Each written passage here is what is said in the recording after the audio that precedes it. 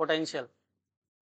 देखो कल समझाया था कि जब दो कंडक्टर ए कंडक्टर बी दो ले रखे हैं मैंने डायग्राम में, देखो दोनों की जो प्रॉपर्टीज हैं वो अलग अलग है, दोनों पे चार्ज कैसा है, अलग है, दोनों का पोटेंशियल कैसा है, अलग है ना, और दोनों की कैपेसिटी भी क्या है, अलग है। मान लेते हैं जो पहला ए कंडक्टर है इसका नाम क्या है, कंडक्टर ए, और इसका नाम क्या है, कंडक्टर बी। जो ए है उस पर चार्ज Q1 है, उसकी कैपेसिटी C1 है और पोटेंशियल V1 है। और जो दूसरा वाला है उसका उस पर चार्ज कितना है, Q2 और पोटेंशियल V2 और कैपेसिटी। दोनों को मैंने इस वायर से जोड़ दिया, इस वायर से मैंने दोनों को कनेक्ट कर दिया। तो जैसे ही दो कंडक्टर को चार्ज कंडक्टर को वायर से जोड़ते हैं तो चार्ज का फ्लो होने लगता है। अब कहां से कहां होता है, हाई पोटेंशियल से लो पोटेंशियल, उच्च विभव से निम्न विभव की ओर आवेश बहने लगेगा।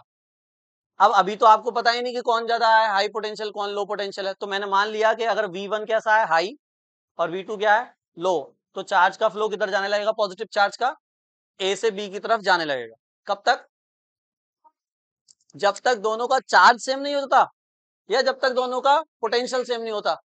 जब तक दोनों का पोटेंशियल सेम नहीं होता ये चार्ज का फ्लो चलता रहेगा। सही है। जब दोनों का पोटेंशियल सेम हो जाएगा, दैट इज इसका पहले वाले का पोटेंशियल भी क्या हो जाएगा, V, और दूसरे का पोटेंशियल भी क्या हो जाएगा, V, तब चार्ज का फ्लो क्या हो जाएगा, रुक जाएगा। ऐसे समझो जैसे दोनों का जो पानी में टैंक का जो पानी था वो बराबर आ गया लेवल पे, तो अब पानी न इधर से इधर जाएगा न इधर से इधर आएगा। तो वो जो पोटेंशियल होगा V जो दोनों का सेम होगा, उसी पोटेंशियल को क्या कहते हैं, कॉमन पोटेंशियल। और इसको अब हमें निकालना है आज, ठीक है, बात समझ में आ गई। चलिए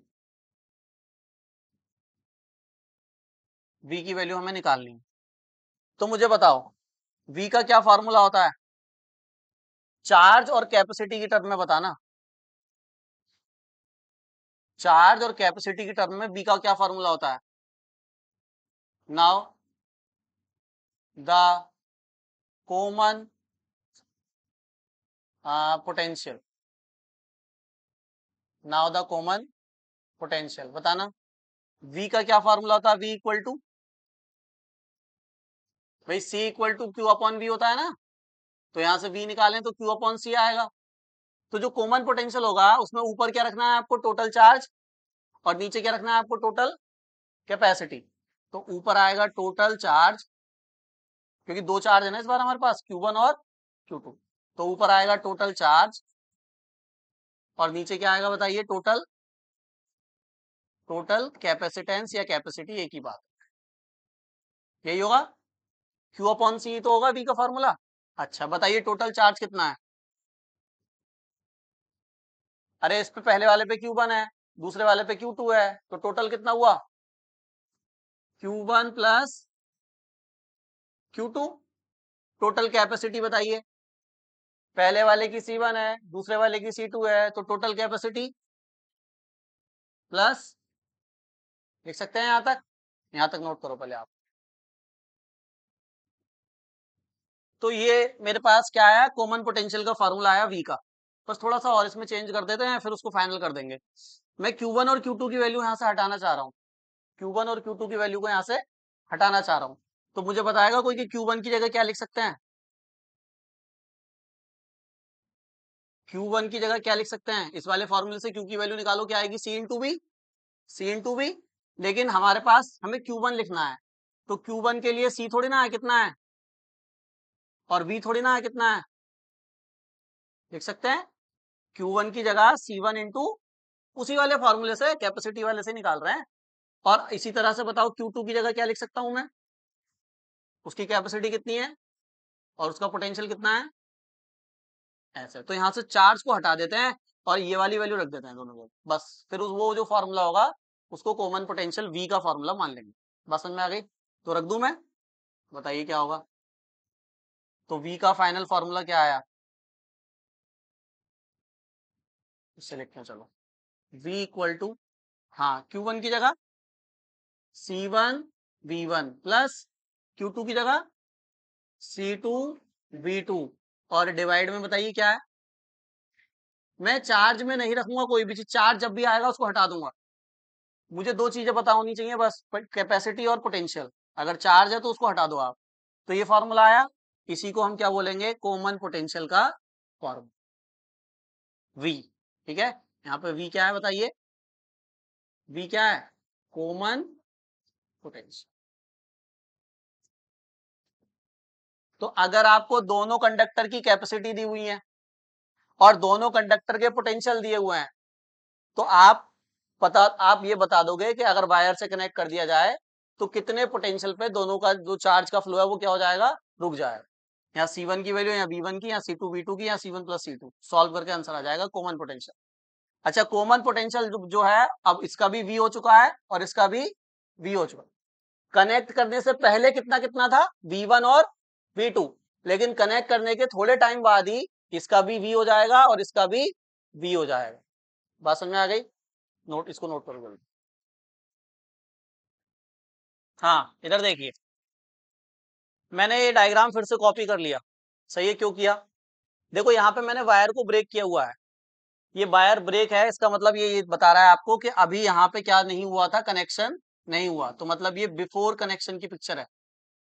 और यहाँ पे वायर लगा हुआ है, तो ये क्या है, आफ्टर कनेक्शन, मतलब ये वायर लगाने से पहले ऐसा था और वायर लगाने के बाद ये ऐसा हो जाएगा। कैसा हो जाएगा, ये देखो, वायर लगाने से पहले ए का जो चार्ज था वो कितना था, Q1, ए का पोटेंशियल कितना था, V1, ए की कैपेसिटी कितनी थी, C1, इसका जो बी का चार्ज था वो Q2, पोटेंशियल V2 और कैपेसिटी C2, वायर लगाने से पहले।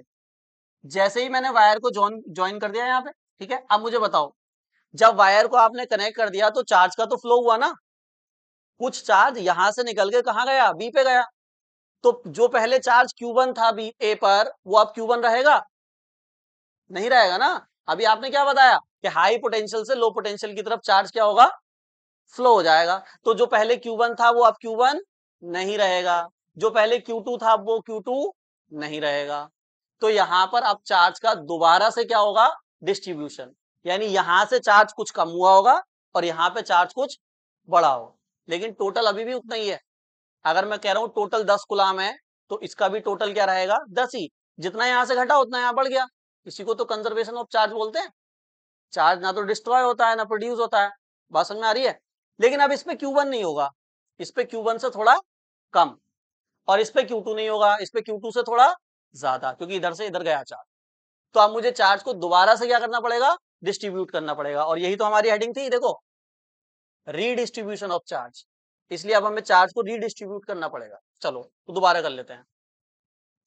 अब बताइए, ऐसा तो नहीं कि सारा ही चार्ज चला गया हो, बचा तो होगा अभी भी कुछ ना कुछ, तो मैं अभी भी उसको क्या मान लेता हूं, ऐसे पॉजिटिव चार्ज बना देता हूं इसके ऊपर। सही है, लेकिन अब ये Q1 के बराबर नहीं है, Q1 से थोड़ा कम है, तो मैं इसको Q1 नहीं कहूंगा, मैं इसको Q1 डैश कह देता हूं, Q1 डैश। नया चार्ज आया ना अब।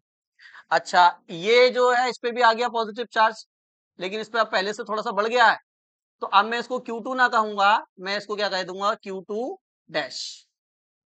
तो before connection charge Q1 Q2 थे, लेकिन आफ्टर कनेक्शन Q1 की जगह Q1 डैश हो गया, Q2 की जगह Q2 डैश हो गया। यहां तक बात सही है, चलिए। अच्छा, अब बात करते हैं पोटेंशियल की। बिफोर कनेक्शन पोटेंशियल इसका कितना था, V1, और इसका कितना था, V2। आफ्टर कनेक्शन पोटेंशियल कितना हो जाएगा, कौन बताएगा। अब मैंने कनेक्शन कर दिया, अब इनका पोटेंशियल कितना होगा, V1 डैश V2 डैश, अरे V ही तो रहेगा, आफ्टर कनेक्शन तो कॉमन पोटेंशियल आ गया ना। जब कनेक्शन कर दिया तो चार्ज का फ्लो हुआ, चार्ज फिर इधर कम हुआ उधर बढ़ गया, लेकिन एक टाइम बाद रुक गया। रुक क्यों गया, क्योंकि दोनों का पोटेंशियल क्या हो गया, सेम। तो अब उसी को तो कॉमन पोटेंशियल कहा था, तो ए का पोटेंशियल भी कितना हो गया, V, और बी का पोटेंशियल भी कितना हो गया, V। तो आफ्टर कनेक्शन ये वही चेंज आया, देखो, पहले V1 V2 था, लेकिन अब दोनों का क्या हो चुका है, V। अच्छा, अब तीसरी बात किसकी कर लेते हैं, कैपेसिटी की। बताओ कैपेसिटी पे कोई फर्क पड़ेगा,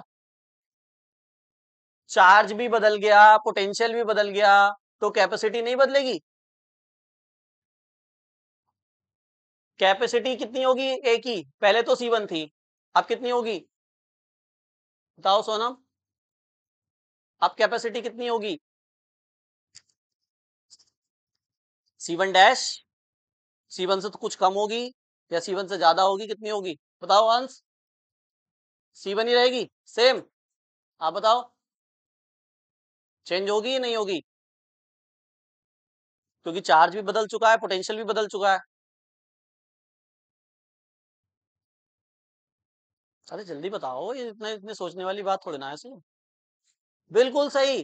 कैपेसिटी तो चेंज ही नहीं होती है। मैंने कहा था एक बार अगर मैंने कैपेसिटी बता दी तो वही रहेगी, क्योंकि कैपेसिटी मतलब ग्लास, ग्लास तो वही है।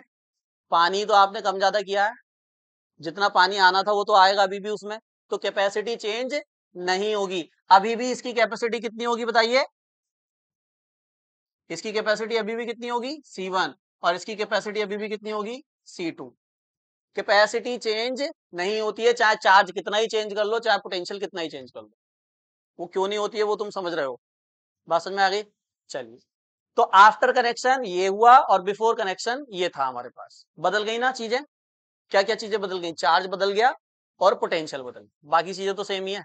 चलिए, अब मैं अगर आपसे कहूं कि ये जो चार्ज बदला है Q1 डैश और Q2 डैश, इसका रेशियो निकालना है, कोई बताएगा Q1 डैश को कैसे लिख सकते हैं? जैसे आपने यहाँ Q1 को लिखवाया था, ऐसे Q1 डैश को लिखवाओ इसी फॉर्मूले से। बताओ नाउ, Q1 डैश की वैल्यू बताइए। कैपेसिटी अभी भी कितनी है, लेकिन पोटेंशियल V1 है या V है? बिल्कुल सही बताया। Q2 डैश को लिखवाना, कैपेसिटी कितनी है, पोटेंशियल, पोटेंशियल तो अभी भी V है, क्योंकि अब तो कॉमन पोटेंशियल आ गया ना। और अगर दोनों को डिवाइड कर दूं तो रेशियो मिल जाएगा। बताओ क्या आएगा? Q1 dash divide Q2 dash कितना आएगा? C1 V अपॉन में C2 V, V से V, तो Q1 डैश अपॉन में Q2 डैश का जो नए जो चार्ज है उनका जो रेशियो है वो किसके बराबर है? C1 upon C। इसको भी आप नोट कर लो। तो जो दोबारा चार्ज का डिस्ट्रीब्यूशन हुआ उन दोनों का रेशियो कितना आएगा? तो दोनों की कैपेसिटी के रेशियो के बराबर है। बात समझ में आ गई? नोट करो। कॉमन पोटेंशियल तो डिस्कस कर लिया, कैसे आएगा बहुत आसान तरीका बता दिया आपको। ऊपर टोटल चार्ज, नीचे total capacity. Total charge Q1 plus Q2, capacity C1 plus C2। Q1 की वैल्यू रख दी, Q2 की वैल्यू रख दी, आंसर आ गया। फिर हमने चार्ज को दोबारा रीडिस्ट्रीब्यूट भी कर लिया। पहले Q1 था लेकिन अब Q1 डैश। अच्छा मुझे एक बात बताओ सोनम, पहले चार्ज कितना था? Q1। बाद में चार्ज कितना हो गया? Q1 dash. क्यों हुआ ऐसा? ऐसा क्यों हुआ? क्योंकि चार्ज क्यों बदल गया? इसका चार्ज क्यों बदल गया? क्योंकि, अरे आप बताओ क्यों बदल गया चार्ज? हाँ, क्योंकि वहां पे ब्रेक हुआ तो थोड़ी ना बदला, कनेक्ट हुआ तब बदला। तो क्या हुआ था आप बताओ? छवि आप बताओ, इस पर Q1 था, इस पर Q1 डैश क्यों आया? हाँ बिल्कुल सही। जब हमने वायर से कनेक्ट किया तो हाई पोटेंशियल से लो पोटेंशियल पे चार्ज फ्लो हुआ नहीं हुआ? वही तो बता रहे हैं। दो पानी की टंकी हैं, एक में ज्यादा पानी एक में कम पानी, उसको खोल दिया आपने तो ज्यादा पानी से कम पानी ट्रांसफर होगा नहीं होगा? वही तो है।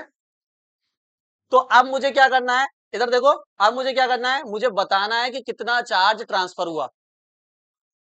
क्वांटिटी ऑफ चार्ज ट्रांसफर मुझे अब निकालनी है कि भाई पहले Q1 था ए पर, अब कितना बचा? Q1 dash. तो कुछ चार्ज बी पे गया, कितना गया उसका अमाउंट मुझे निकालना है। बात समझ में आगे क्या कर रहे हैं? लिखो हेडिंग सेकंड पॉइंट, लिखिए amount of charge transfer. Amount of charge transferred, amount of charge transferred.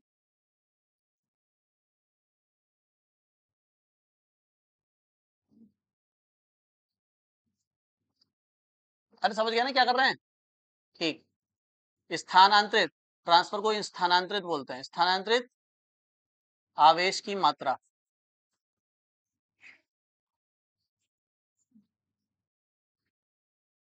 स्थानांतरित आवेश की मात्रा।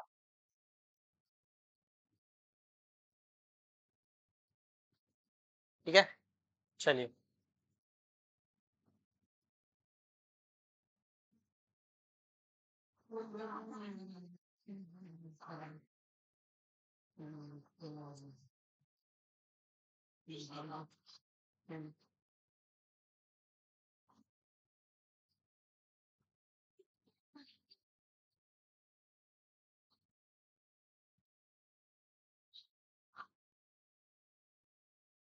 ठीक है, चलिए बताइए कैसे निकालूं अमाउंट ऑफ चार्ज ट्रांसफर, कैसे निकालूं कि कितना चार्ज गया उसके ऊपर, किस में से किसे माइनस करूं, किस में से किस है, इसमें से इस है, इसके चार्ज में से इसके चार्ज को माइनस कर दूं, है?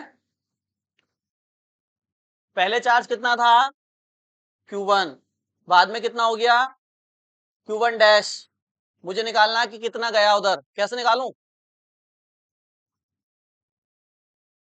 बिल्कुल सही। सपोज करो पहले 10 गुलाम था, कितना था पहले, अब कुछ उधर चला गया और 2 गुलाम बचा, पहले 10 था अब 2 बचा, कैसे निकालूं कितना गया, 10 में से 2 को घटा दो, 8 गया, सिंपल मैथ।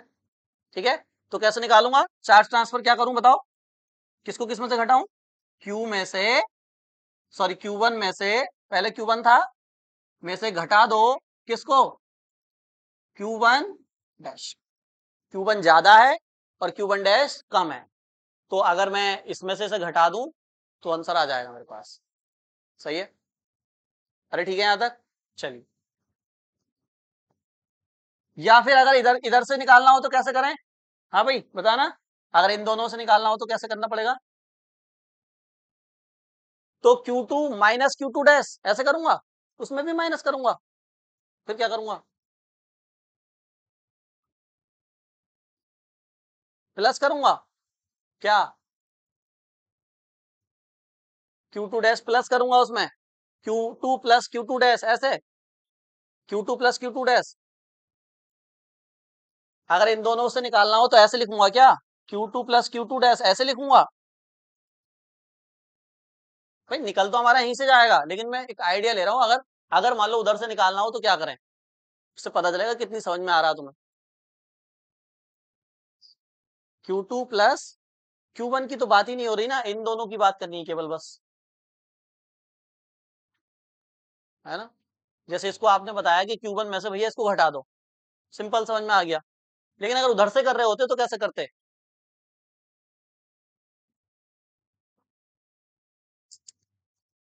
बताओ।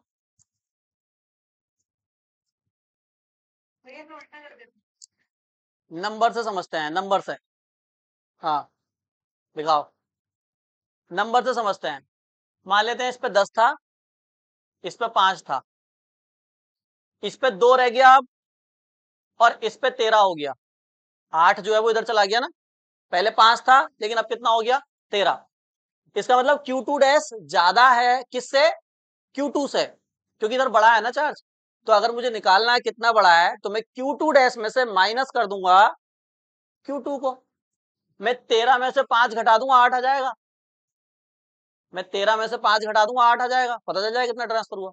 तो अगर ऐसे भी कर सकते हो आप, Q2 डैश में से माइनस करना पड़ेगा Q2, लेकिन यहाँ पे चार्ज घटा है तो इसलिए मैं Q1 में से किसको माइनस कर रहा हूँ, Q1 डैश, ज्यादा में से कम घटाना है और कुछ नहीं करना, जो ज्यादा हुआ है उसमें से कम वाले को घटा दो, यहाँ पे ये ज्यादा है ये कम है तो मैंने इसमें से इसे घटा दिया, यहाँ पे ये ज्यादा है और वो कम था तो इसमें से इसे घटाना पड़ेगा।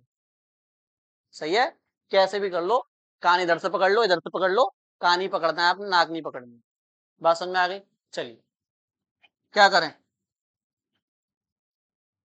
हाँ Q1 की वैल्यू पता है क्या हमें, Q1 की वैल्यू क्या लिख सकते हैं, सीबी से बताओ, सीबी से बताओ ना, C1 और V, बस V1, क्योंकि ये पहले वाले का है देखो Q1, और पहले वाले का पोटेंशियल कितना था V1, अरे ये बातें समझ में आ रही है नहीं कि रटो के बैठ के, फिर C1 V1 C1 V1, Q1 का लिख रहे हैं तो इसका लिख रहे हैं, और इसका लिख रहे हैं तो इसका पोटेंशियल V1 है और कैपेसिटी C1 है, सही है, अच्छा माइनस, अब Q1 डैश का लिख रहे हैं तो इसका लिख रहे हैं, तो इसकी कैपेसिटी तो C1 ही है, लेकिन पोटेंशियल कितना हो चुका है, इसलिए दो डायग्राम अलग अलग बनवाए हैं, वरना एक ही में सारी खिचड़ी बन जाती, क्या पता क्या चलता, क्या Q1 डैश है क्या Q2 डैश है, उसी में B1 हो जाता है उसी में B हो जाता, लो पता कर लो आप, समझ गए, इसलिए अलग अलग बनाना।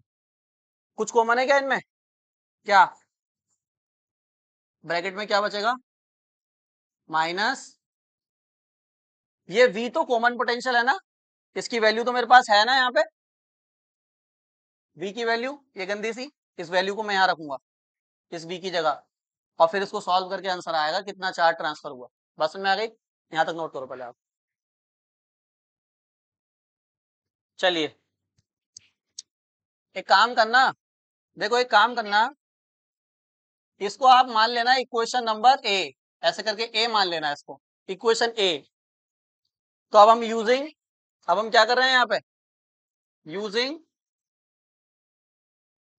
यूजिंग इक्वेशन ए, एक मिनट इधर देखना, जो चार्ज ट्रांसफर है उसको मैं क्यू टी कह देता हूं, टी मतलब ट्रांसफर, बार बार क्यू माइनस क्यू वन ना लिखकर मैं सिंपल उसको क्यू टी बोल देता हूं, चार्ज ट्रांसफर, ठीक है, तो क्यू टी,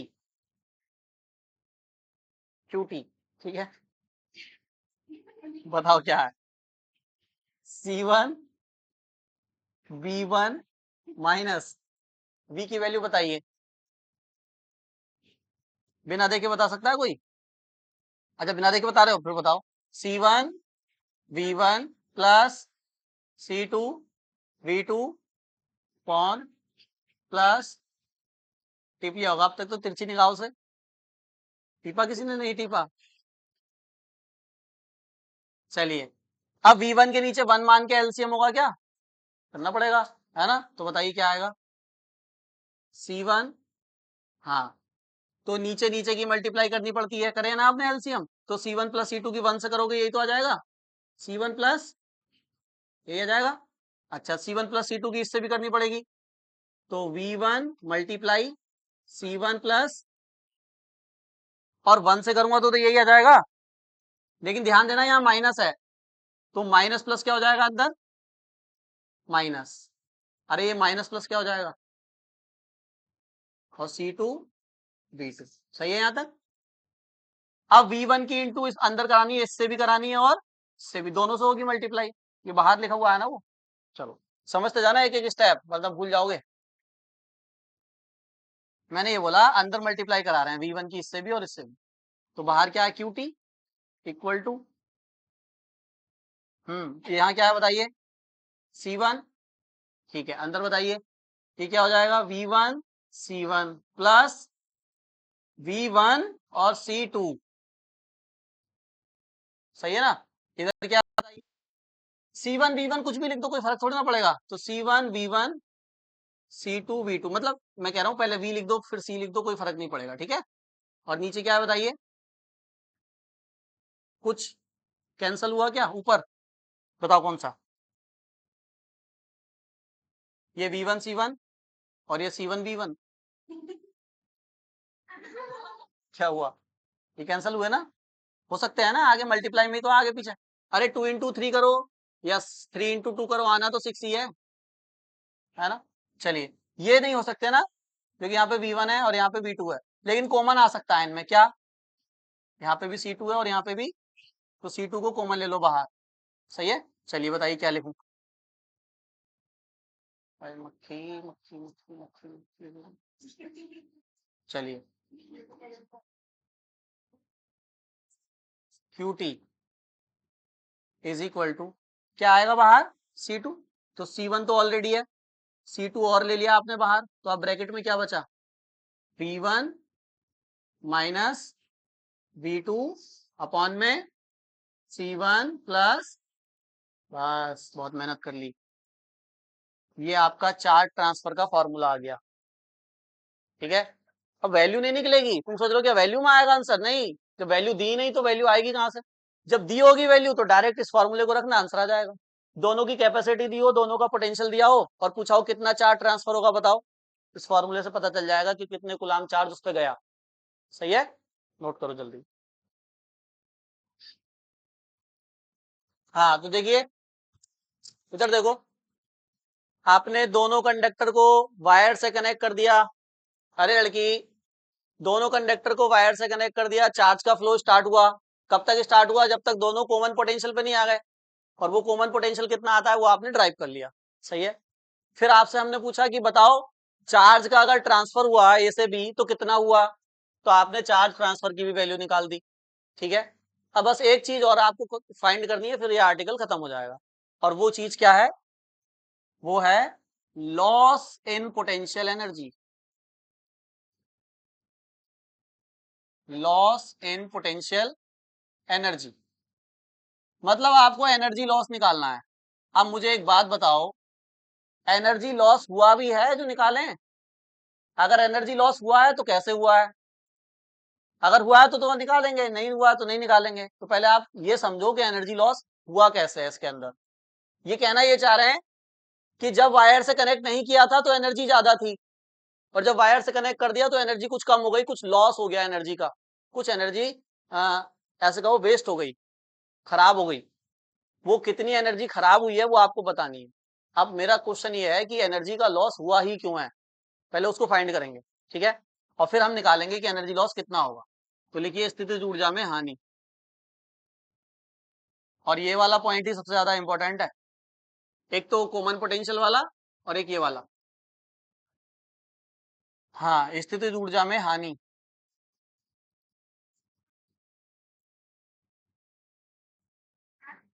पहले आप ये थिंक करिए कि लॉस हुआ कहां पर है, एनर्जी का लॉस हुआ कहां पर है।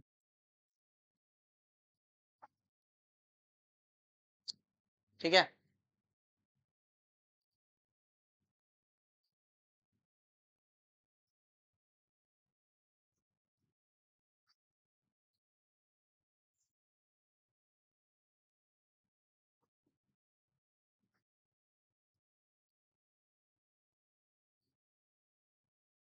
देखिए समझना जरा ध्यान से, मैं बता रहा हूं कहां हुआ है लॉस। मान लेते हैं पहले वायर कनेक्ट करने से पहले इसकी कुछ पोटेंशियल एनर्जी थी यू। यू का फॉर्मूला आपको बताया ना मैंने, कोई सा भी फॉर्मूला लगा सकते हैं। तो इसकी कुछ पोटेंशियल एनर्जी थी, मान लेते हैं U1, और इसकी थी कुछ U2। तो टोटल कितनी हो गई? U1 plus U2। ये टोटल पोटेंशियल एनर्जी पहले थी। लेकिन आपने वायर लगाया, फिर चार्ज का फ्लो हुआ, तो उस प्रोसेस में फ्लो होने के बाद उस प्रोसेस के दौरान कुछ एनर्जी का लॉस हो गया। और अब आफ्टर जो एनर्जी है वो बिफोर से क्या हो चुकी है? कम। आफ्टर एनर्जी बिफोर एनर्जी से क्या हो गई है? कम। अब सवाल ये आता है कि एनर्जी का लॉस कहां हुआ। तो आप बताओ एक बात, आपने ये वायर लगाया, चाहे कितना ही थिन वायर लगाया हो, मैं तो कह रहा हूं, ठीक है, बहुत पतला वायर लगाया मान लेते हैं, लेकिन वायर तो है। और जब इसमें चार्ज का फ्लो होगा तो बनता है करंट। क्या बनता है? और वायर में जब करंट बनता है तो आप वायर को टच करके देखना, हीट हो जाता है। जब वायर में करंट फ्लो होता है तो वायर हीट हो जाता है। इसको हीटिंग इफेक्ट ऑफ करंट कहते हैं। हीटर कैसे काम करता है? ऐसे काम करता है। हीटर के अंदर ऐसा वायर होता है जो करंट फ्लो होने पर बहुत गर्म हो जाता है, और फिर उसको उसी हीट का हम यूज कर लेते हैं, उसे हीटर कहते हैं। जो बल्ब होता है, बल्ब पढ़ाया था टेंथ में, टेंथ के ही तो टॉपिक है ये। हीटर, बल्ब, ये सारे हीटिंग इफेक्ट पर ही बेस्ड है। कहने का मतलब ये है कि जब इस वायर से चार्ज का फ्लो होगा तो इस वायर में बनेगा करंट, और जब करंट बनेगा तो वायर होगा हीट, और हीट क्या होती है? एनर्जी। तो वो जो पहली पोटेंशियल एनर्जी थी U1 प्लस U2, उसका कुछ हिस्सा हीटिंग इफेक्ट में लूज हो जाएगा, यानी हीट एनर्जी में कन्वर्ट हो जाएगी कुछ एनर्जी, बची हुई एनर्जी इसके अंदर रह जाएगी। तो अब ये पूछ रहे हैं कि कितनी एनर्जी का लॉस हुआ, कितनी एनर्जी का क्या हुआ? लॉस हुआ, ये निकालो। बात समझ में आ गई? अरे समझ गए। कैसे निकलेगा लॉस? क्या करना पड़ेगा? किस में से किसे घटाना पड़ेगा? अगर लॉस निकालना है तो किस में से किसे घटाना पड़ेगा? बिफोर पोटेंशियल एनर्जी में से पहले ज्यादा थी ना, पहले वाली ज्यादा थी, को घटाना पड़ेगा आफ्टर पोटेंशियल एनर्जी में से। बताओ, तभी तो लॉस निकलेगा। हमें लॉस निकालना है। तो पहले अगर 100 जूल थी कनेक्शन करने के बाद 80 जूल रह गई, तो कितनी एनर्जी हीट में कन्वर्ट हुई? 20 जूल। तो उसको कैसे निकालूंगा? 100 में से 80 को घटा दूंगा। तो ये बिफोर माइनस आफ्टर। अब पहले यू बिफोर की वैल्यू निकालेंगे, फिर यू आफ्टर की वैल्यू निकालेंगे, फिर दोनों को यहां पुट करेंगे, सॉल्व करेंगे, आंसर आ जाएगा। बात समझ में आ गई? तो इसको आप नोट कर लो।